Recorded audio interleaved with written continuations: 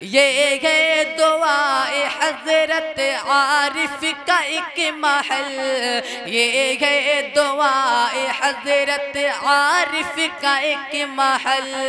जारी ये फैज़ आज भी रिज़वान है, दारुल कुरान है मेरा, दारुल कुरान है, दीने मुबी का हिंद में है। और इस जलसे की सदारत हमारे और आपके मुक़्तदा मखदूम हजरत मौलाना अहमदुल्लाह साहब कासमी नदवी दामद बरकातुहुम शेखुल हदीस दारुल उलूम निस्वा मऊ फरमा रहे हैं। मैं हजरत का तहे दिल से शुक्रिया अदा कर रहा हूँ कि हजरत ने हमारी दावत को कबूल फरमाया और यहाँ पे तशरीफ़ लाए। अब मैं आपसे हजरत वाला से मैं बसद अदब व एहतराम ये दरख्वास्त करता हूँ कि आप तशरीफ़ लाएं और हम सामीन को खुतबे सदारत से महजूज़ फरमाएं। अल्हम्दुलिल्लाहि नहमदुहु व नस्तईनुहु व नस्तगफिरुहु व नु'मिनु बिही व नतवक्कलु अलैहि व नऊज़ु बिल्लाहि मिन शुरूरि अनफुसिना व मिन सय्यिआति अअमालिना।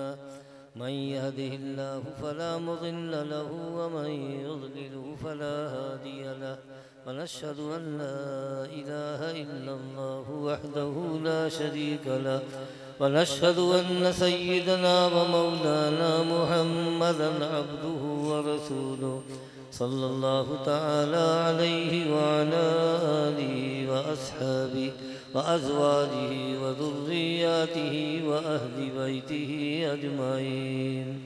अम्मा बादु फ़क़द क़ाल अल्लाहु तबारक व तआला फ़ी कलामिहिल हकीम। अऊज़ु बिल्लाहि मिनश शैतानिर रजीम। बिस्मिल्लाहिर रहमानिर रहीम। कुल हाज़िही सबीली अदऊ इलल्लाहि अला बसीरतिन अना व मन इत्तबअनी। वक़ाल अन्नबिय्यु सल्लल्लाहु अलैहि वसल्लम अल-माहिरु बिल-क़ुरआन मअस-सफ़रतिल किरामिल बररा औ कमा क़ाल सल्लल्लाहु अलैहि वसल्लम। वक़ाल अन्नबिय्यु सल्लल्लाहु अलैहि वसल्लम इय्याकुम वज़्ज़न्न फ़इन्नज़्ज़न्न अकज़बुल हदीस वला तहस्ससू वला तजस्ससू वला तहासदू वला तबाग़ज़ू वला तदाबरू वला तनाजशू वकूनू इबादल्लाहि इख़वाना औ कमा क़ाल सल्लल्लाहु अलैहि वसल्लम। दोस्तों और बुजुर्गों, कहाँ मैं छोटा सा आदमी और कहाँ इतने बड़े जलसे का सदर बना दिया। अल्लाह ही हाफिज है, मगर जिम्मेदारी आ गई है तो कबूल भी करना ज़रूरी ही था। इसलिए थोड़ी देर के लिए मैं आपके पास आया हूँ और बहुत बड़े मेहमान दारुल उलूम देवबंद के उस्ताद हज़रत मौलाना मुज़म्मिल साहब दामद बरकातुहुम तशरीफ़ लाए हैं। असल खिताब उन्हीं का होगा। दोस्तों, हमारे पास अल्लाह की किताब कुरान मजीद मौजूद है, मगर मैं समझता हूँ कि 80-90% लोग कुरान की तरफ देखते तक नहीं है। अलमारियों की ज़ीनत बना हुआ है, तिलावत भी बहुत कम लोग करते हैं। और कुरान जिस मकसद से अल्लाह रब्बुल इज़्ज़त ने उतारा है उधर तवज्जो बहुत कम है। अरबी की तालीम पूरे हिंदुस्तान में मुश्किल से 4% लोग हासिल करते हैं। उसमें भी कुछ मौलाना हजरात रास्ते पर रहते हैं, अब बकिया लोग कारोबारी उलझनों में वो भी मुब्तला हो गए। नंबर नहीं आता है कि वो कुरान पाक को गौर से पढ़ें। वो एक मौलाना साहब हैं, एक जलसा होता रहता है तो कहते हैं कि हमको भी मौका दीजिए। मैंने कहा जब से फारिग हुए हैं तब से कलाम पाक का तर्जुमा देखा है? कहा कि नहीं। मैंने कहा तब नहीं तकरीर करने देंगे आप। एक बार कम से कम फारिग होने के बाद पूरे कुरान का तर्जुमा देखना चाहिए, मगर नहीं देख रहे हैं। अब फ़ज़ाइल सुनते हैं लोग, तो फ़ज़ाइल ही हैं, उन फ़ज़ाइल का सवाब तो मिल जाएगा आपको, मगर जो कुरान पाक का मकसद है वो आपको हासिल नहीं होगा। कलाम पाक के फ़ज़ाइल में बहुत सी रिवायतें, अभी मैंने एक रिवायत पढ़ी आपके सामने कि जो कुरान मजीद का माहिर होगा वो उन फरिश्तों के साथ होगा कि जो लिखने वाले हैं, बड़े मोहतरम हैं, बड़े मुकर्रम हैं, बड़े ऊंचे लोग हैं, बड़े नेक लोग हैं, उनके साथ होंगे। ये फजीलत है जो माहिर कुरान का होगा। तो कुरान का माहिर का मतलब ये है कि कम से कम इमाम हफ्स की क़िरात तो पढ़े हो, गुन्ना जाने, इख्फा जाने, मद जाने, हरूफ को मखरजों से निकाले, कम से कम इतना कर ले तब तो माहिर माना जाएगा, तब न उसको फजीलत हासिल होगी। दूसरी फजीलत मुस्लिम शरीफ की हदीस है। अभी जो हदीस सुनाई वो बुखारी शरीफ की थी, अब ये मुस्लिम शरीफ की हदीस है। अनिन नवास इब्न समआन रज़ियल्लाहु तआला अन्हु क़ाल क़ाल रसूलुल्लाह सल्लल्लाहु अलैहि वसल्लम इक़रउल क़ुरआन फ़इन्नहु याती यौमल क़ियामति शफ़ीअन लि अस्हाबिही औ कमा क़ाल सल्लल्लाहु अलैहि वसल्लम। अल्लाह के रसूल ने इरशाद फरमाया कि जी कुरान पढ़ा करो, ये क़यामत के दिन तुम्हारे वास्ते सिफारिशी बन करके आएगा। खुदा न खास्ता जहन्नम में जाने का हुक्म हो गया, फरिश्ते लेके जा रहे हों, तो कहीं न कहीं इंशाअल्लाह कुरान जो तिलावत किए होंगे वो उससे मुलाकात हो जाएगी। वो पूछेगा कहाँ लेके जा रहे हो? कहा जहन्नम में। कहा हटो यहाँ से, जहन्नम में ये मुझको पढ़ता था। अल्लाह के सामने पेशी होगी तो वो कहेंगे हाँ उसको छोड़ो, ये तो कुरान पाक पढ़ता था, इंशाअल्लाह सिफारिश करेगा वो आपकी। है तीसरी हदीस सुना रहा हूँ। उमर इब्न ख़त्ताब रज़ियल्लाहु तआला अन्हु क़ाल क़ाल रसूलुल्लाह सल्लल्लाहु अलैहि वसल्लम इन्नल्लाह यरफ़उ बिहाज़ल किताबि अक़वामन व यज़उ बिही आख़रीन औ कमा क़ाल सल्लल्लाहु अलैहि वसल्लम। अल्लाह के रसूल सल्लल्लाहु अलैहि वसल्लम ने इरशाद फरमाया कि ये कुरान वो है कि अल्लाह ताला इसी के ज़रिए से किसी को ऊपर उठाता है और इसी के ज़रिए से किसी को नीचे गिरा देता है। हदीस का मतलब ये है कि कुरान पाक के अहकाम पर अगर हमने अमल किया तो इंशाअल्लाह ऊंचे उठेंगे, और छोड़ दिया तो अजीब अजीब मुसीबत पैदा होगी। जैसे आज हिंदुस्तान में मुसीबत पैदा हुई है, मस्जिदों का मसला, कब्रिस्तान का मसला, औकाफ का मसला, मुसलमानों पर जुल्म सितम की इंतहा, ये सब हमारे कुरान मजीद के छोड़ने की वजह से ऐसा हुआ है दोस्तों और बुजुर्गों। इसलिए कुरान मजीद को लाजिम पकड़ो, कुरान मजीद को लाजिम पकड़ो। अब कुरान मजीद में है क्या अंदर? जाहिर बात है कि बड़ी लंबी चौड़ी किताब है, बेशुमार मज़ामीन से भरी हुई है, पर उसमें से थोड़ी सी बात आपके सामने रखेंगे जो हमारी ज़िंदगी के लिए इंशाअल्लाह बड़ी कारामद होगी। अल्लाह के रसूल सल्लल्लाहु अलैहि वसल्लम के ऊपर जो कुरान पाक उतरा है उसकी मैंने एक आयत आपके सामने रखी थी। कुल हाज़िही सबीली अदू इलल्लाहि अला बसीरतिन अना व मन इत्तबानी। आप लोगों से कहिए ये है मेरा रास्ता, मैं दावत देता हूँ अल्लाह की तरफ पूरी बसीरत के साथ, पूरे यकीन के साथ। मैं भी इसी की तरफ दावत देता हूँ, और जो मेरे मानने वाले हैं, मेरे पीछे पीछे चलने वाले हैं, वो भी इसी की दावत देते हैं। अब कौन सा वो रास्ता है दोस्तों और बुजुर्गों? हर ज़माने में जहाँ के जैसे हालात रहते हैं उस हिसाब से हमको हुक्म मिलता रहता है।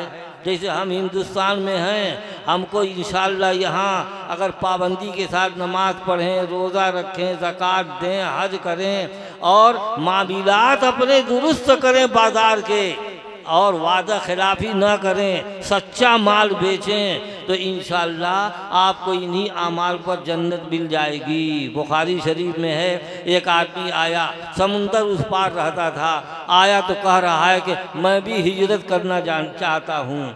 अल्लाह के रसूल ने कहा कि हिजरत का मामला बड़ा सख्त है भाई, बड़ा सख्त है, और हिजरत उसके ऊपर फ़र्ज भी नहीं थी। हिजरत तो मक्के वालों के ऊपर मदीने के लिए हिजरत करनी फ़र्ज थी। लिहाजा अल्लाह के रसूल ने कहा कि तुम फला फला काम करते हो, कहा कि हाँ, कहा कि ऊँट है तुम्हारे पास, कहा कि हाँ अल्लाह का दिया बहुत है, कहा कि ज़कात देते हो, कहा कि हाँ, कहा कि पानी पर जाके ऊँटनी दूहते हो। पानी पर दूहने का मतलब ये होता है कि जहाँ पानी पिलाते हैं वहाँ गरीब गुरबा भी चक्कर लगाते रहते हैं, तो ऊँटनी का दूध दूह करके उसको पिला दिया जाए, ये हुआ पानी पर दूहना। कहा कि हाँ वो भी करता हूँ। अल्लाह के रसूल ने कहा कि फामल मिन वराइल बिहार, समुंदर के उसी पार अमल करते रहो, इंशाअल्लाह तुम जन्नत में चले जाओगे, इंशाअल्लाह जन्नत में चले जाओगे। पता चला कि हमारे लिए ये है। और अल्लाह के रसूल के ज़माने में जब मदीना तैयबा लोग पहुँच गए, अल्लाह रब्बुल इज़्ज़त ने जिहाद फ़र्ज़ कर दिया। अब उनके लिए उस ज़माने में वो इंतहाई ज़रूरी था। लिहाजा अल्लाह के रसूल के सहाबी ऐसे जानेसार, ऐसे मानने वाले, आसमान के नीचे और फर्श ज़मीन पर बसने वाले ऐसे इताअत गुज़ार नहीं पाएंगे इंशाअल्लाह। जो कह दिया वो करके दिखा दिया, अल्लाह के रसूल सल्लल्लाहु अलैहि वसल्लम को दिखा दिया। बुखारी में है कि सहाबे किराम कहते हैं कि हमने अल्लाह के रसूल के दस्ते मुबारक के ऊपर अपने खुशगवार माहौल में और अपने नाखुशगवार माहौल में हमने आपके हाथ पर बैत किया है कि आपकी इताअत करेंगे। बायाना रसूलुल्लाह सल्लल्लाहु अलैहि वसल्लम फी मनशतना व मकरहतना, हमने अपने खुशगवार माहौल में भी अल्लाह के रसूल की इताअत करने के ऊपर बैत किया है और नाखुशगवार माहौल में भी बैत किया है। चुनांचे अल्लाह के रसूल ने जिसको जहाँ भेज दिया वहाँ वो चला गया। मालूम हुआ कि हदीस की किताबों में ग़ज़वात की बहस है, जिहाद की बहस है, अल्लाह के रसूल के शिरकत करने की बहस है। अल्लाह के रसूल सल्लल्लाहु अलैहि वसल्लम ने उनको जहाँ जहाँ भेजा वो चले गए। एक मरतबा 6 आदमियों को भेजा, एक मरतबा 12 आदमियों को भेजा, एक मरतबा 10 आदमियों को भेजा, एक मरतबा 15 को भेजा, एक मरतबा 20 को भेजा, एक मरतबा 50 को भेजा, एक मरतबा 70 को भेजा। बेचारे कुल शहीद हो गए, उधर ही कुल शहीद हो गए। अल्लाह की राहों में अपनी जान उन लोगों ने कुर्बान फरमा दिया। और उसी तरीके से पेट पर पत्थर बंधे हुए हैं, 3 दिन के भूखे हैं, मगर अल्लाह के रसूल का हुक्म है कि मदीने के इर्द गिर्द खंदक खोदी जाए, खंदक खोदी जाए। मुशरिकीन का 10,000 का लश्कर जर्रार मुसलमानों के 2,000 मुसलमानों को जड़ बुनियाद से उखाड़ के फेंक देना चाहता था। अल्लाह के रसूल ने कहा कि मदीने के इर्द गिर्द खंदक खोदो, बड़ी गहरी और बड़ी चौड़ी, ताकि घोड़ा कूदा के भी कोई उस पार न आ सके। सहाबे किराम लग गए उसी में। अल्लाह के रसूल सल्लल्लाहु अलैहि वसल्लम खुद भी लगे हुए थे, मिट्टी धो रहे थे और आपका पेट का रंग बदल गया था, गर्द गुबार से अट गया था और पेट पर पत्थर बंधा हुआ था अल्लाह के रसूल के। और उसी तरीके से 3 दिन से सहाबे किराम भूखे थे और बर्फीली हवाएं चल रही थी, निहायत सख्त मामला था, मगर लगे हुए थे उसी में। और उस पर शेर पढ़ रहे थे, क्या कह रहे थे? नहनुल्लज़ीना बायऊ मुहम्मदन अलल जिहाद मा बकीना अबदा। क्या फरमा रहे थे? हम ही लोग हैं जिन्होंने अल्लाह के रसूल के दस्ते मुबारक पर बायत किया है जिहाद के ऊपर, जब तक जिंदा रहेंगे तब तक के लिए। अल्लाह के रसूल भी उनका हौसला खूब बढ़ा रहे थे, फरमा रहे थे अल्लाहुम्मा ला आइशा इल्ला आइशुल आखिरा फक्फुरिल अंसार वल मुहाजिरा। कहा कि अल्लाह आराम तो आखिरत का आराम है, ये अल्लाह अंसार की और मुहाजिरीन की मग़फ़िरत फरमा दे। इस तरह अल्लाह के रसूल जवाब दे रहे थे। और इतने में हजरत जाबिर रज़ियल्लाहु तआला अन्हु अल्लाह के रसूल के पास तशरीफ लाए। पहले अपनी बीवी से पूछा कि तुम्हारे पास कुछ है? कहा कि हाँ, चंद सेर जौ रखा है। कहा कि जल्दी पीस के आटा बनाओ।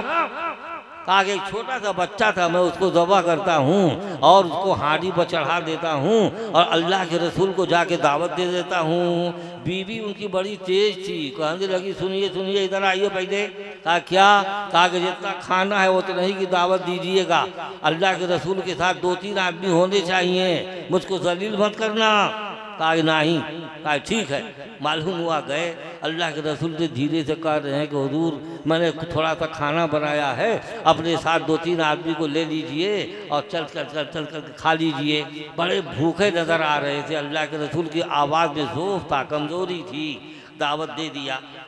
उसके बाद जब दावत दे दिया तो वो जाने लगे, कहने लगे कि हांडी का ढक्कन खोलना मत और एक रोटी पकाने वाली को और बुला लो, और बुला लो, इतना सा आटा है और एक और औरत को बुला लो रोटी पकाने के लिए।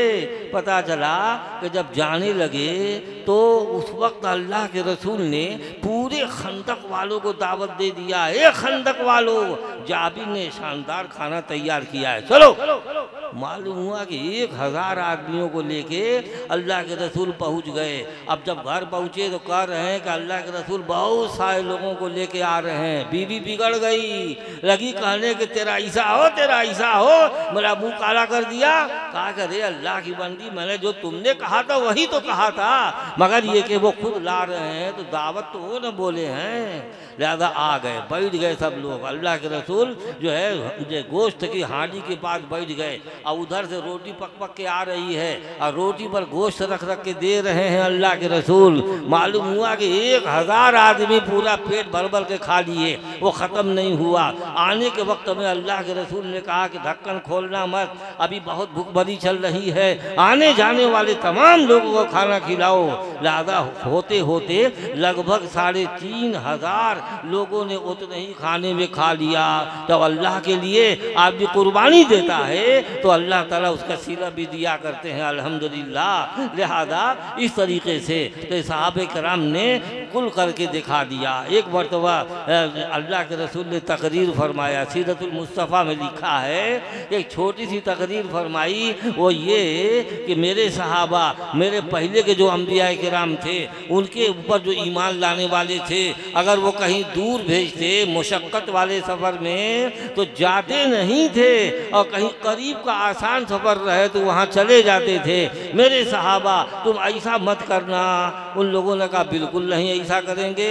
मालूम हुआ उसके बाद सन 6 हिजरी के आखिर में और 7 हिजरी के शुरू में अल्लाह के रसूल ने तमाम दुनिया के बड़े बड़े बादशाहों को इस्लाम के दावत के खतूत लिखे और एक एक सहाबी ले लेके गए। शाह रूम के पास भी गए, शाह ईरान के पास भी गए और बहुत सारे बादशाहों के पास गए। एक एक आदमी इतने शुजा, इतने बहादुर, उन बादशाहों की आंखों में आंखें डाल करके वो उनसे गुफ्तगू कर रहे थे और इस्लाम की दावत को पूरे खुलासे के साथ उनके सामने पेश कर रहे थे। अल्हम्दुलिल्लाह इस तरह कारनामा अंजाम दिया।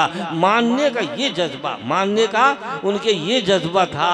लिहाजा अजीब अजीब गरीब लोग थे। अल्लाह साहबे किराम फरमाते हैं अल्लाह के रसूल हमसे सदका मांगते थे तो हम लोग चले जाएं बाजार में, इनका उनका बोझ ढोएं और बोझ धो करके जो मिलता था ला करके अल्लाह के रसूल की खिदमत अक़दस में रख दिया करते थे। इसी तरीके से आप जानिए कि बड़े बड़े सहाबे किराम इन्हीं सब चीज़ों में बहुत आगे थे। ये सूरह वल्लैल है, वल्लैल इज़ा यग़शा वन्नहारि इज़ा तजल्ला वमा खलक़द्दकर वल उन्सा। सिद्दीक़ अकबर रज़ियल्लाहु तआला अन्हु की शान में ये सूरह नाजिल हुई है। उनके पास जितना ख़जाना था कुल के कुल अल्लाह की राह में ख़र्च कर दिया। अल्लाह के रसूल के ऊपर इंतहाई कुर्बान ख़र्च कर दिया उन्होंने। आखिर में एक वक्त आया कि जब कुल पैसा ख़त्म हो चुका था उनका और कुर्ता पहने हुए थे, उसमें बटन नहीं था, बबूल के कांटे लगाए हुए थे। जिब्रील अमीन तशरीफ़ ले आए और आ करके कहा कि कि ये जिब्रील आए हैं, अल्लाह का सलाम तुमको पहुंचा रहे हैं और पूछ रहे हैं कि अबू बकर इस हाल में भी राजी है। अबू बकर रोने लगे, कहा कि अबू बकर हर हाल में राजी है, अबू बकर हर हाल में राजी है। इस तरीके से सहाबे किराम खर्च किया करते थे। वहाँ जब खैबर फतह हुआ है, खैबर के फतह होने के बाद थोड़ी सी आसानी पैदा हो गई। लिहाजा अल्लाह के रसूल सल्लल्लाहु अलैहि वसल्लम कुछ ज़मीनें थी, उनकी आमदनी से अपनी अज़वाज मुतहरात को साल भर का खर्चा दे दिया करते थे। मगर साहब वो आपकी अज़वाज मुतहरात भी इस कदर खर्च करने वाली थी कि मुश्किल से कोई महीना 2 महीना चले और कुल ख़त्म कर दे, अल्लाह के रास्ते में कुल लुटा दिया करें। रसूल पाक सल्लल्लाहु अलैहि वसल्लम भी तो सबसे आगे थे। लिहाजा जब भूख लगे तो अज़वाज मुतहरात के पास जाएं और जाके पूछे कुछ खाने को है, कुछ खाने को है। वो कहें कि नहीं है। फिर दूसरी के यहाँ जाएं, वो कहें कि हाँ नहीं है। फिर तीसरी के यहाँ जाएं, कहा कि वो नहीं है। मालूम हुआ कि अल्लाह के रसूल कहा करते थे कि चलो मैं रोज़े की नीयत कर लेता हूँ, रोज़े की नीयत कर लेता हूँ। तो दिन निकलने के बाद अब रोज़े की नीयत किया करते थे। इसी से हमारे यहाँ ये मसला है, अगर कोई सहरी खाने के वक्त में नीयत नहीं कर सका और दिन में कर ले तो भी इंशाअल्लाह उसका रोज़ा हो जाएगा, उसका रोज़ा हो जाएगा। इस तरीके से रसूल पाक सल्लल्लाहु अलैहि वसल्लम ऐसा किया करते थे। एक सहाबी ने अपना कुर्ता उठा के दिखा दिया, अल्लाह के रसूल भी चुप हैं, वो भी बेचारा चुप है, ज़ुबान से कुछ नहीं बोलते, मगर कुर्ता उठा के दिखा दिया। उसके पेट पर एक पत्थर बंधा हुआ था भूख की वजह से। अल्लाह के रसूल भी कुछ नहीं बोले, अपना कुर्ता उठा के दिखा दिया, यानी 2 पत्थर बंधा हुआ था। क्या मतलब मेरे दोस्त, ए मेरे सहाबी, अगर तू 3 दिन से भूखा है तो तेरा रसूल 6 दिन से भूखा है। लिहाजा चुप चुप जबान में कुल सवाल जवाब हो गया। दोस्तों और बुजुर्गों, इस तरीके से अल्लाह रब्बुल इज्जत अपने कलाम पाक में जो आपके पास पैसा है उस पैसे को कहते हैं कि हमने दिया है, हमने दिया है। व मिम्मा रज़क़नाहुम युनफ़िक़ून, और हमने जो उनको रोज़ी दी है उसमें से खर्च करते हैं। आप कहते हैं कि अरे 12 घंटा ड्यूटी मैंने किया और खेत में गया, मैंने बीज बोया, मैंने पानी चलाया, खेती पैदा हुई, तब जाकर के कहीं पैसा हाथ आया, उस पर कहते हैं कि ज़कात निकालो, सदका करो, ज़कात निकालो, सदका करो। तो आपको मालूम होना चाहिए कि खेती जो पैदा होती है, जो ग्राहक आपकी दुकान पर जाते हैं वो अल्लाह ताला ही भेजते हैं,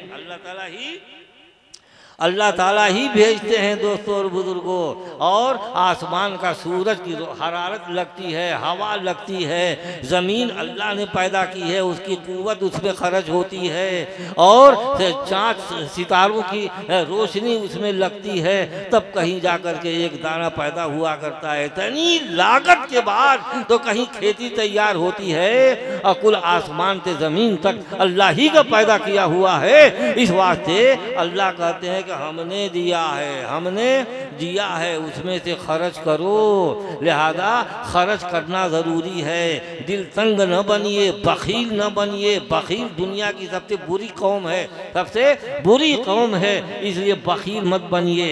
अस्मा रज़ी अल्लाह अन्हा अबू बकर सिद्दीक़ रज़ी अल्लाह अन्हा की बेटी हैं। अस्मा से अल्लाह के रसूल ने फरमाया कि ला तू की फयू का अलैके, कहा कि अस्मा बांध के मत रख, वरना तुम्हारे ऊपर भी बांध दिया जाएगा।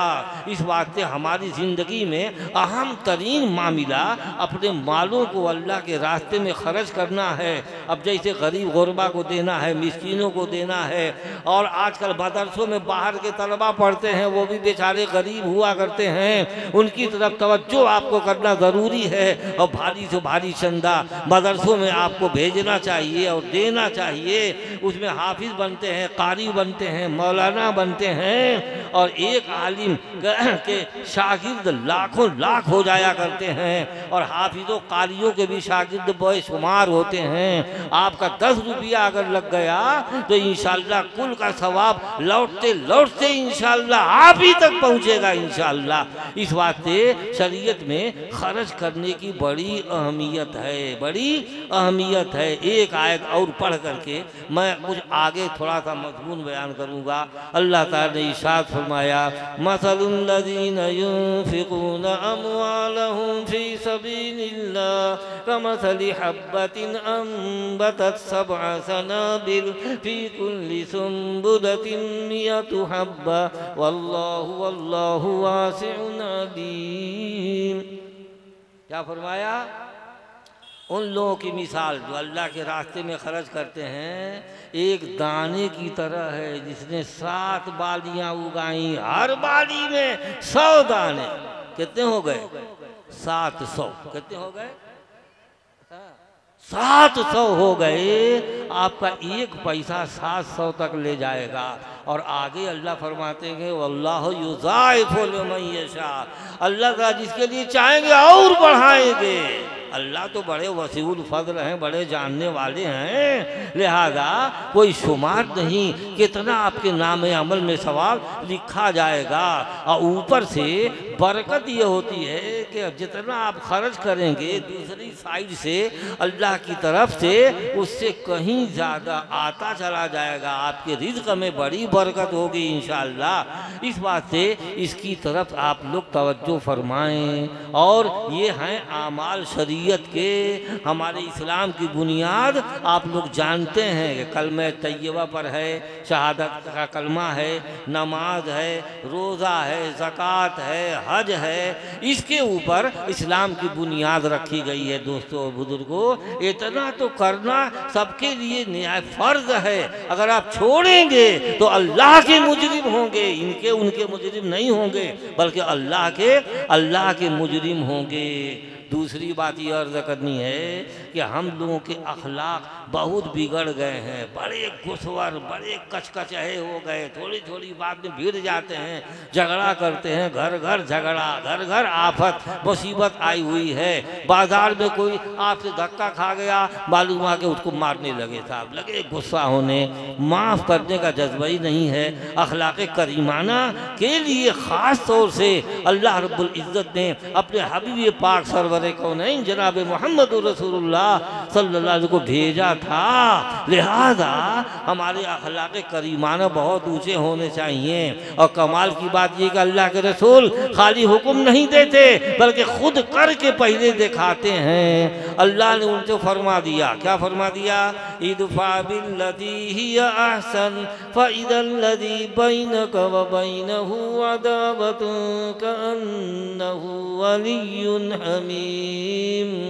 आप बुराई का बदला अच्छाई से दीजिए, फिर देखिएगा वो जो आपका दुश्मन है आपका गरम जोश दोस्त बन जाएगा इंशाअल्लाह। ये अखलाक करीमाना हुए।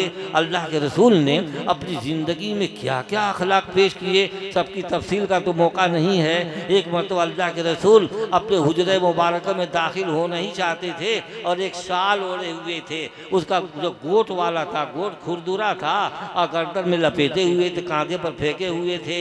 एक देहाती कहीं से आ गया और चादर पकड़ के इतना जोर से खींचा कि आपका चेहरा सुर्ख हो गया और कांधे पर उस गोट का दाग पड़ गया, चेहरा सुर्ख हो गया। अब उसकी तरफ कहता है, ए मोहम्मद, अल्लाह के माल में से मुझको भी देख। अल्लाह के रसूल ने उसको देखा, देहाती नजर आया, जाहिल पक्का है ना।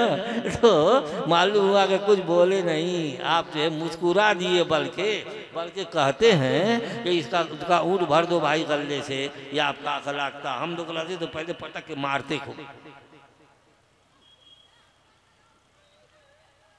बहरहाल आपके बेशुमार दुश्मन, बहुत बड़े बड़े दुश्मन, बाद दुश्मनों से अल्लाह के रसूल आजिज आ गए।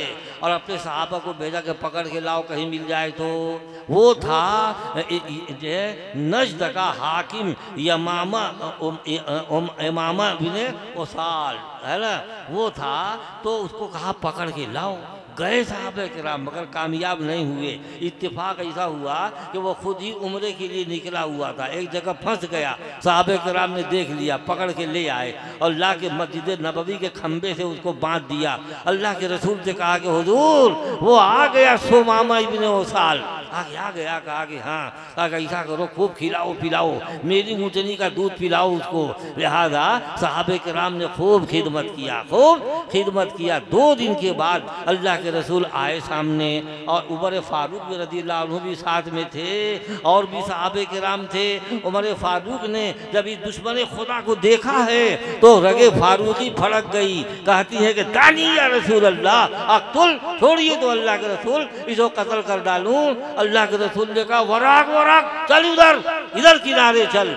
उसके बाद आप उससे मुखातब हुए, माज़ा इंदका या सुमामा, काल इंदी खैर इन तक्तुल ज़ादमिन व इन तुनइम तुनीम अला शाकिरिन व इन शेत मालन फजल तो तमिन हुमा शेत। कहा कि देखिए मेरे पास तो कुल खैरियत है। सुमामा क्या हाल है? कहा कि बहुत अच्छा है, तब खैरियत से हूँ। मतलब ये था कि आपके साहबा ने खिला पिला के मुझको एकदम मुश्तंडा कर दिया है। जवाब हो न गया मगर बर्दाश्त नहीं कर सका, इतना बड़ा मुजरिम था। आज अपने गुनाहों का इकरार कर रहा है और कह रहा है अगर आप मुझे कत्ल कर दें तो मैं कत्ल का मुस्तहिक हूँ, और अगर मेरे ऊपर इनाम करें, मुझे माफ़ कर दें तो मैं आपका शुक्रिया अदा करूँगा, और अगर माल चाहते हो तो कितना कुल आपके कदमों में ला के रख दूं। अल्लाह के रसूल चले गए। फिर उसके बाद 5 दिनों में 3 मरतबा बात की। हर मरतबा आपने वही सवाल किया और हर मरतबा उसने वही जवाब दिया। तो उमर फारूक भी हर मरतबा कहने लगे दानी या रसूल अल्लाह अक्तुल, छोड़िए तो कत्ल कर डालूं। अल्लाह के उसको रोकते थे। आज 3री मरतबा बात करने के बाद अल्लाह के रसूल ने उमर फारूक ही से कहा कि उमर उसको खोल के आज़ाद कर दो। अभी कत्ल करने को कह रहे थे, अभी बैठ के गांठ खोल रहे हैं। क्या बात है।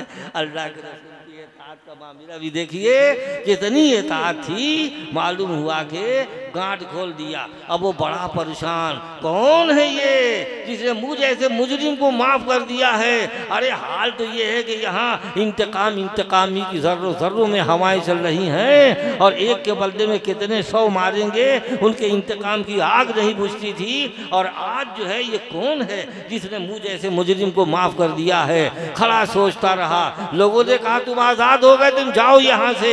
मालूम हो गया तो एक करीब के तालाब में गुस्ल किया और वहाँ से लौटा है तो सीधे भागा चला आ रहा है। तारीख की औराक फड़फड़ा रहे हैं वही दुश्मन इस्लाम जो इस्लाम को बेखौफन से उखाड़ फेंकना चाहता था।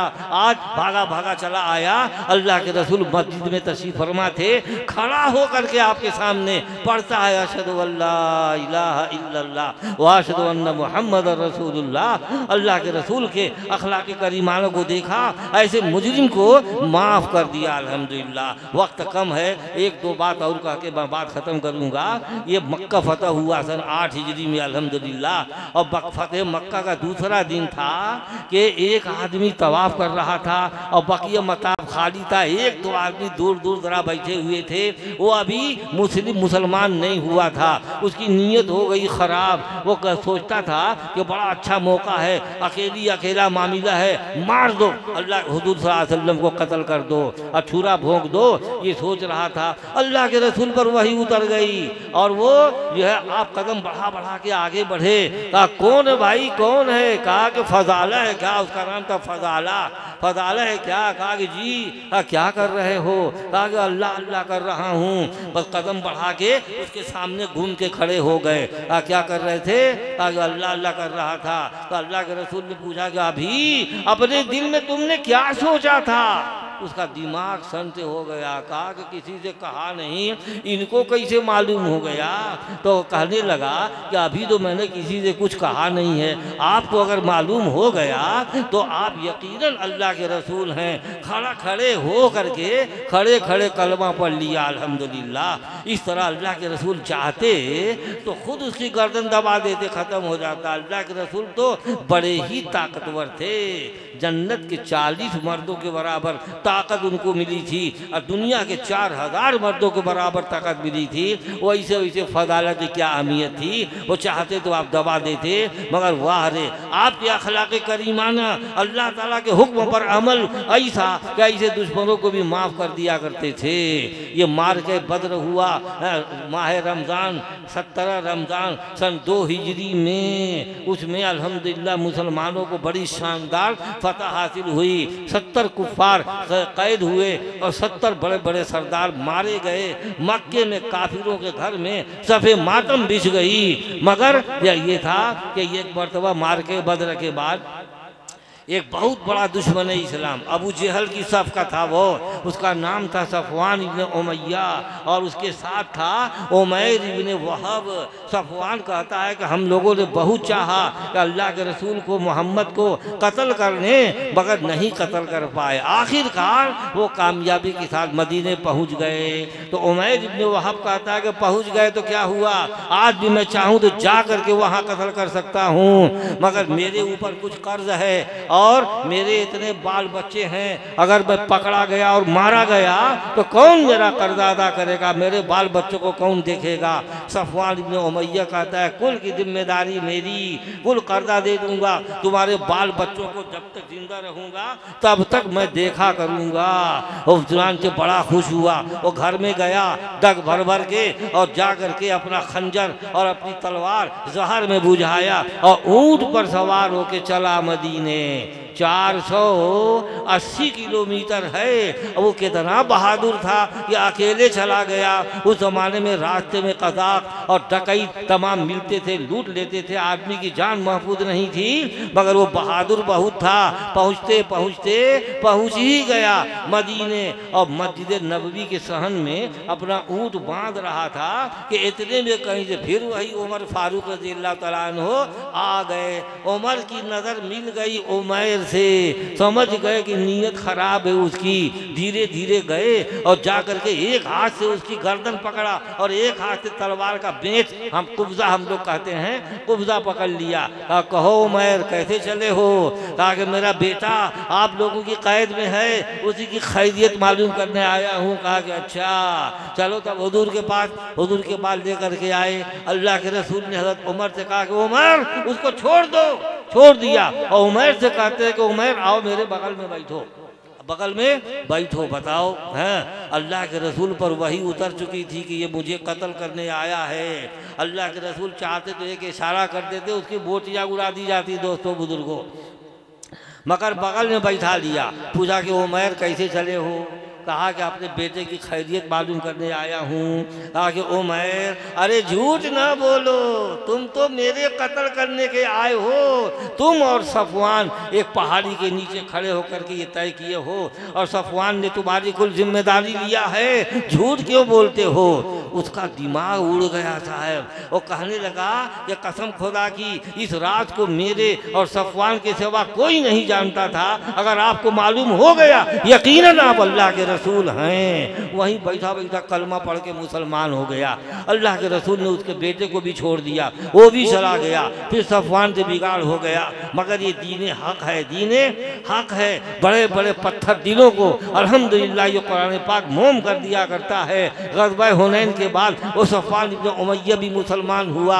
अल्लाह के रसूल ने 100 ऊँट उसको और भी कुछ लोगों को 100 ऊँट दे दिया। वो कहने लगा कि नबी के सिवा इतना बड़ा अतिया कोई दूसरा दे ही नहीं सकता है। लिहाजा बाद में वो भी अल्हम्दुलिल्लाह मुसलमान हो गया। इकरमा था अबू जहल का बेटा, मैं अपनी ज़ुबान में एक बात बोल देता हूँ। अबू जहल जितना बड़ा दुश्मन था ना, उसका बेटा इकरमा भी बाप का उकाचा था। मतलब बाप ही की तरह एकदम दुश्मन था। और फतेह मक्का में जिस तरह हजरत खालिद ने वलीद रज़ियल्लाहु अन्हु थे, उधर इकरमा ने, सफवान इब्न उमय्या ने और भी बड़े बड़े सरदारों ने हमला कर दिया और 2 मुसलमान शहीद भी हो गए। 2 मुसलमान शहीद भी हो गए। बल खालिद ने भी क्या किया, हमला कर दिया, पता चला कि 13-14 को गिरा दिया। उसके बाद इकरमा भागा वहाँ से। कहाँ भागा? जद्दा भाग गया। उसकी बीवी हुजूर के पास गई, कहने लगी कि हुजूर मैं इकरमा के लिए अमन लेने आई हूँ, पनाह लेने आई हूँ। अल्लाह के रसूल ने कहा कि मैंने उसको अमन दे दिया। अब वो पहुँच गई जद्दा, जा कर के उसको बुला के लाई। वो आ ही नहीं रहा था, कह रहा था कि मैं नहीं जाऊँगा, बड़ी दुश्मनी किया है, मुझको पा जाएंगे तो छोड़ नहीं सकते हैं। अल्लाह के बीवी ने कहा कि तुम कभी करीब से देखे नहीं हो, अभी चलो तो पहले। तो बड़ी मुश्किल से तैयार किया, डरते डरते वो आया। अभी दरवाजे ही पर था, अल्लाह के रसूल खड़े हो गए, कहने लगे कि अबे इकरमा जल्दी आओ, कहाँ रहे इतने दिन से। इतनी मोहब्बत से कहा। वो पानी पानी हो गया। क्या हो गया? पानी पानी हो गया। पानी पानी कर गई मुझको कलंदर की ये बात, तू अगर मेरा नहीं बनता न बन, अपना तो बन, कम से कम अपना तो बन है। अब वो उसके बाद से इकरमा मुसलमान हुए और बहुत खिदमत किया। अल्हम्दुलिल्लाह इस्लाम लाने के बाद बहुत खिदमत किया। उनकी बहुत सी हदीस की रिवायतें जैसे हाय सित्ता में मौजूद हैं, यानी हदीस की जो 6 किताबें हैं, बुखारी मुस्लिम वगैरह, उसमें उनकी रिवायतें हैं। बहुत अच्छा इस्लाम रहा। ऐसे लोग जो मुसलमान होते हैं और कायदे से रहते हैं, तो उनके बारे में एक जुमला आता है कि वह हसना इस्लाम हो, उनका इस्लाम बहुत अच्छा रहा। अल्हम्दुलिल्लाह इस तरीके से ये चंद बातें हैं जो आपके सामने हमने रखी हैं। थोड़ा सा टाइम और है, 10 मिनट, उसमें मैं थोड़ी सी बात और कर देता हूँ। दोस्तों और बुजुर्गों, अल्लाह के रसूल सरवर कौनैन जनाब मोहम्मद रसूलुल्लाह सल्लल्लाहु अलैहि वसल्लम की एक हदीस मैंने आपके सामने पढ़ी है, उस हदीस का तर्जुमा कर देता हूँ। अल्लाह के रसूल ने इरशाद फरमाया, इय्याकुम वद्दन फ़इन्नज़्ज़न्ना किताबुल हदीस, खामखा की बदगुमानी से बचो। एक आदमी जा रहा है, कैसा आदमी है, अरे आपके पास कोई दलील है कि वो खराब आदमी है? कोई दलील है क्या? बिला वजह उससे बदगुमान हो गए। अल्लाह के रसूल ने फरमाया कि इस किस्म की बदगुमानी से बचो, इसलिए कि इस किस्म की बदगुमानी बातों में सबसे झूठी बात है, सबसे झूठी चीज़ है। फ़इन्न ज़न्न अकज़बुल हदीस, हदीस जो है बदगुमानी बातों में सबसे झूठी है। बातों में सबसे, अभी बैठे हुए थे हम लोग, कुछ बातचीत चल रही थी और शायरों का तज़किरा आ गया। कहा कि अरबी में एक मकूला आता है कि आसनु शेर अकज़बुहु, कहा कि शेर में सबसे जो है बेहतरीन शेर वो होता है जो सबसे झूठा हो। सबसे क्या हो? सबसे झूठा हो।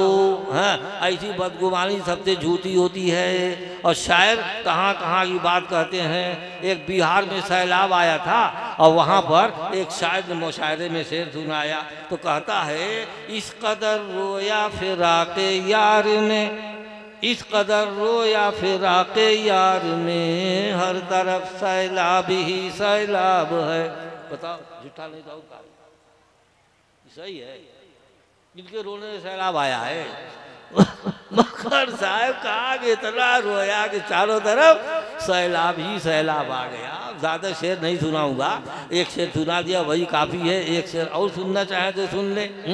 एक शायर कहता है कि अल्लाह रे नाजुकी, अल्लाह रे नाजुकी के चमेली का एक फूल सर पर जो रख दिया तो कमर तक लचक गई। अब बताओ, अभी झूठ नहीं तो और कहा है, चमेली के फूल जितना कड़वा लगेगा का वो फूल कमर लचक जाए, मगर झूठ है। मगर इसी पर खूब वाह वाह वाह वाह क्या कह दिया, दोबारा इशाद, मालूम खूब हल्ला होता है। ऐसे ही जनाब आली बदगुमानी किसी से बिला वजह बेदलील के वो बातों में सबसे झूठी बात है। और हमारी आदतों में से है इनके उनके टोह में लगे रहना, पता लगाना कि देखो तो क्या कुछ बातें कर रहे हैं। अच्छा ये निकाह वाला है, बस बस अभी इंशाल्लाह सब निकाह वाले तैयार हो जाएं। और टोह में न लगो, वाला तहस्ससू वाला तजस्ससू। तजस्सुस बोलते हैं किसी को भेज के पता लगा बना कि देखो तो क्या बात कर रहे हैं, और तहस्सुस अपने कहीं किनारे बैठ के कान उछेर के सुन रहा है, इसको बोलते हैं तहस्सुस। वाला तहासदू वाला तबागजू, एक दूसरे से हसद मत करो, बड़ी फूहर बीमारी है हसद करना। हमारे यहाँ रश्क है, एक आदमी आपका दोस्त आपसे आगे बढ़ गया, ऊंचा ओहदा पा गया, आपसे बड़ा आलिम हो गया, उसकी मकबूलियत हो गई, तो अब हसद करके उसकी टांग पकड़ के खींचना ये आपका काम नहीं है, बल्कि आप भी अक्लमंद हो माशाअल्लाह, मेहनत करो और साइड से उसके आगे निकल जाओ। ये तरीका है शरीयत का, रश्क करना हसद करना नहीं है। वला तहासदू वला तबागजू, एक दूसरे से बुग़्ज़ कीना मत रखो। रसूल पाक सरवर कौनैन जनाब मोहम्मद रसूलुल्लाह सल्लल्लाहु अलैहि वसल्लम दिल के कीने को निकालने ही के लिए आए थे। अल्लाह के रसूल ने उनको भेजा था कि उनका तज़किया करें, यानी दिल की बीमारियाँ, कुफ्र है, शिर्क है, हसद है, बुग़्ज़ है, कीना कपट है, ये ऐसी तालीम दिया है, उसके ऊपर अमल करेंगे तो इंशाअल्लाह ये सारे कीड़े कपट निकल जाएंगे और आपका दिल एकदम साफ मुसफ़ा इंशाअल्लाह हो जाएगा। वला तबागजू वला तदाबरू, एक दूसरे से पुष्ट फेर के मत भागो, यानी बिगाड़ मत करो। अल्लाह के रसूल ने कहा किसी मुसलमान से 3 दिन से ज़्यादा बिगाड़ करना ये जायज़ नहीं है। वह उधर मुँह फेर के भाग रहा है, वह उधर मुँह फेर के भाग रहा है, ये जायज़ नहीं है। लिहाजा आपस में भाईचारगी पैदा करो और कोई एक दूसरे से माफ़ी मांग ले, फिर भाई भाई बन जाएं। और ऐसी अल्लाह के रसूल ने फरमाया वाला तनाजशू, नजश मत करो। नजश का मतलब ये है ये दुकानदार कोई दलाल रख ले और वो भाव बढ़ावे। कोई आदमी आ गया, कहा कि फला सामान है, कहा कि क्या बतावें, एक ही था और ये साहब ले लिए हैं। वो दलाल जो बैठा हालांकि लिया नहीं था, है कहा कि बड़ा मुझको काम था। उसके बाद वो मायूस होकर जाने लगा तो ये दलाल बुला रहा है कि इधर आइए, कब आपको काम है, कहा कल ही तो है, कहा कि मेरे यहाँ 1 हफ्ते बाद काम है, लिहाजा आप ले लीजिए। बड़ा खुश हुआ, कहा कितने का है, कहा कि 100 रुपये का, और था सिर्फ 30 रुपये का, 70 रुपया मार दिया, धोखा दे दिया भाव बढ़ा के। इसको बोलते हैं तनाजुश और धोखा देना। अल्लाह के रसूल बाजार में गए, गल्ला बिक रहा था, अंदर हाथ डाल के देखा तो गीला था और ऊपर सूखा था।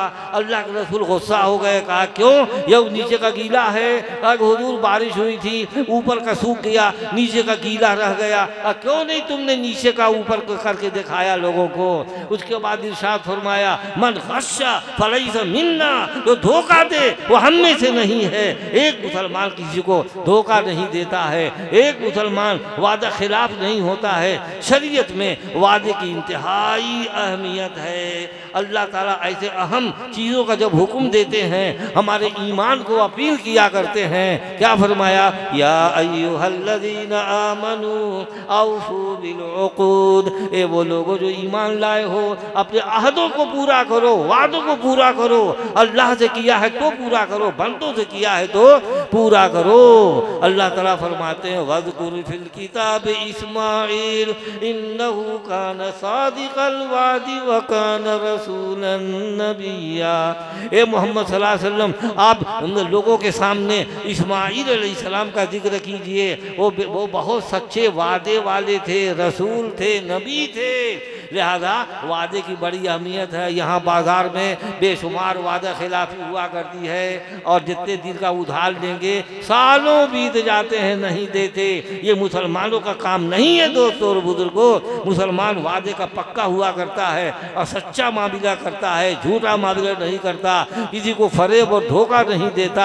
ऐसे मुसलमान हुआ करते हैं दोस्तों और बुजुर्गों। लिहाजा अल्लाह के रसूल ने फरमाया वला तनाजशू वला तनाजशू वकूनू इबादल्लाहि इख्वाना, और अल्लाह के बंदो भाई भाई बन करके रहो। वाखिरु दावाना अल्हम्दुलिल्लाहि रब्बिल आलमीन। अब देखिए निकाह है, ये हैं शहाबुद्दीन जनाब सलमान अख्तर साहब। तो ये सलमान अख्तर के बेटे शहाबुद्दीन आ जाएं यहाँ, और लड़की है आरिफा शबनम, हाँ, उसके घर के लोग यहाँ आ जाएं, बिनते सुल्तान अहमद, मोहल्ला पश्चिम जहानागंज, और महर 10,000 रुपये। इसमें लिखा नहीं है कि उधार है कि नकद है, उधार नहीं रहती है, नकद ले आइए पैसा। उधार रहता है जिंदगी मरने के वक्त में माफी करवाते हैं। नगद है। हाँ अल्हम्दुलिल्लाह नकद है। और गवाह अव्वल हैं हाफिज अबरार अहमद मोहल्ला पश्चिम, वो भी तशरीफ लाएं। गवाह सानी है हाजी अनवार अहमद मोहल्ला नया पूरा। और वकील हैं मुफ्ती ज़ियाउद्दीन साहब। कौन था मुफ्ती ज़ियाउद्दीन? इजाज़त दिया है किसने? इजाज़त आपने लिया है, आप मुझको इजाज़त देते हैं? हाँ अब तो पूरा हुआ। कहाँ दूल्हा है? हाँ बैठ जाइए। वालेकुम सलाम रहमतुल्लाहि व बरकातुहू। और गवाह लोग कहाँ हैं? सब लोग आ जाइए।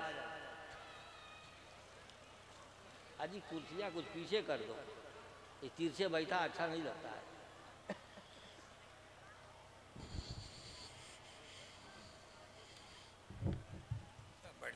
हाँ अब तो सामने बैठो, सामने बैठो।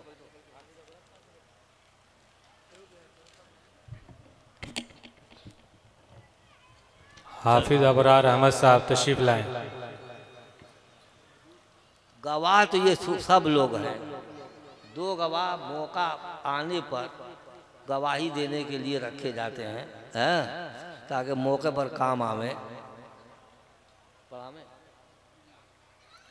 अल्हम्दुलिल्लाहि नहमदुहु व नस्तईनुहु व नस्तगफिरुहु व नुमिनु बिही व नतवक्कलु अलैहि व नऊज़ु बिल्लाहि मिन शुरूरि अनफुसिना व मिन सय्यिआति अअमालिना। मन यहदिहिल्लाहु फला मुदिल्ल लहु व मन युद्लिलहु फला हादिय लहु। व नशहदु अन ला इलाहा इल्लल्लाहु वहदहु ला शरीका लहु व नशहदु अन्न सय्यिदना व मौलाना मुहम्मदन अब्दुहु व रसूलुहु सल्लल्लाहु तआला अलैहि व अला आलिहि व अस्हाबिहि व अज़वाजिहि व ज़ुर्रिय्यतिहि व अहलि बैतिहि अजमाइन। अम्मा बाद फ़क़द क़ाल अल्लाहु तबारक व तआला फ़ी कलामिहिल हकीम। अऊज़ु बिल्लाहि मिनश शैतानिर रजीम। बिस्मिल्लाहिर रहमानिर रहीम।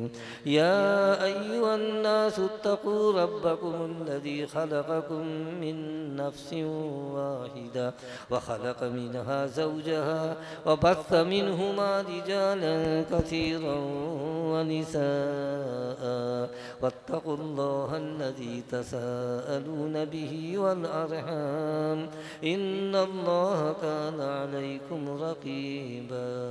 वक़ाल तआला या अय्युहल्लज़ीना आमनू इत्तक़ुल्लाहा हक़्क़ तुक़ातिही वला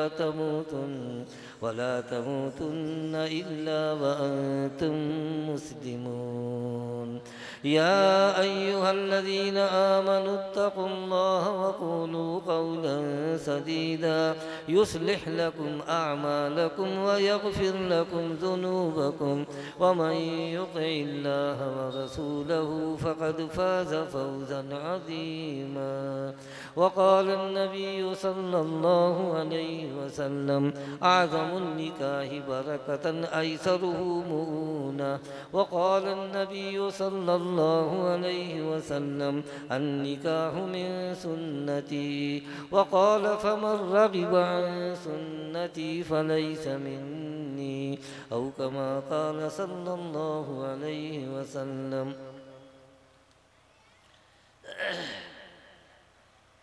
आपका नाम शहाबुद्दीन है? हाँ, मैंने वकालतन जनाब सुल्तान अहमद साहब की साहबजादी आरिफा खातून को बमौजूदगी गवाहान जनाब हाफिज अबरार अहमद और हाजी अनवार अहमद 10,000 रुपये महर नक़द के एवज़ आपके निकाह में दिया। आपने कबूल किया? कहिए जोर से, मैंने कबूल किया। बारक अल्लाह, बारक अल्लाह, अल्लाह बरकत दे। मैं दुआ फरमाइए। अल्हम्दुलिल्लाहि रब्बिल आलमीन वस्सलातु वस्सलामु अला सय्यिदिल मुरसलीन रब्बना ज़लमना अनफुसना व इल्लम तग़फिर लना व तरहमना लनकूनन्न मिनल खासिरीन। ए अल्लाह, इस निकाह को बाबरकत बना दे, इस निकाह को कबूल फरमा ले। ए अल्लाह, नहायत सादे तरीके पर सुन्नत के मुताबिक ये निकाह हुआ है। ए अल्लाह, इस निकाह में खूब बरकत नाजिल फरमा दे। ए अल्लाह, ज़ौजैन में उल्फत व महब्बत पैदा फरमा, एक दूसरे से उनसियत पैदा फरमा, एक दूसरे के हुकूक अदा करके ज़िंदगी गुजारने की तौफीक इनायत फरमा। ए अल्लाह, इनके रिज़्क़ में बरकत नाज़िल फरमा। ए अल्लाह, घर के अंदर इनके अमन व अमान पैदा फरमा। ए अल्लाह, घर के अंदर छोटे बड़े सभी लोग हुआ करते हैं। ए अल्लाह, छोटों को बड़ों की तौक़ीर और इज़्ज़त करने की तौफीक दे और बड़े लोगों को अपने छोटों के ऊपर शफ़क़त करने की उम्मीद दे। ए अल्लाह, ज़िंदगी का नया बाब है, बड़े मसाइल पैदा होते हैं।